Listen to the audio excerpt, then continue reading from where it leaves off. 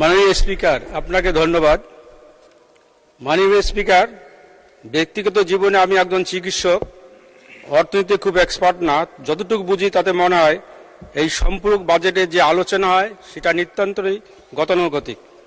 এই আলোচনার জাতির কোনো উপকার আসে না। তবে আমার কাছে মনে হয় গঠনমূলক আলোচনার মাধ্যমে এটিকে আরো সমৃদ্ধ, কার্যকরী ও ত্বরান্বিত করা যেতে পারে।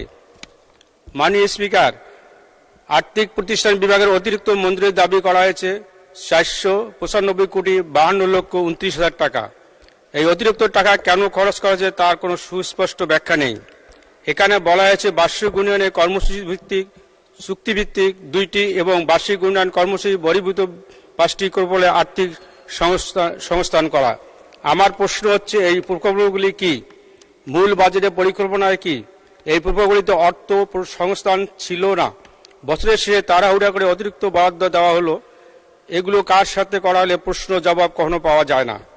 মাননীয় স্পিকার, মাননীয় অর্থমন্ত্রী একজন সৎ, দক্ষ, অভিজ্ঞ মন্ত্রী। উত্তরাধিকারী সূত্রে একটি দুর্বল, ভঙ্গুর, ধ্বংসপ্রাপ্ত আর্থিক প্রতিষ্ঠানের বিভাগ নিয়ে কাজ করছেন। আমরা অতীতে দেখেছি বর্তমান সরকার আরাফাত রহমান কোকর পাচার করার টাকা সিঙ্গাপুর থেকে ফিরিয়ে এনে নজির সৃষ্টি করেছেন। মাননীয় অর্থমন্ত্রীকে অনুরোধ করব, বাংলাদেশের অর্থনীতি যারা লুটপাট করে দেশের বাইরে অর্থ পাচার করছেন সেই অর্থ ফিরিয়ে আনতে সচেষ্ট এবং সক্ষম হবে আশাবাদ করছি। মাননীয় স্পিকার, ধন্যবাদ আপনাকে। জয় বাংলা, জয় বঙ্গবন্ধু।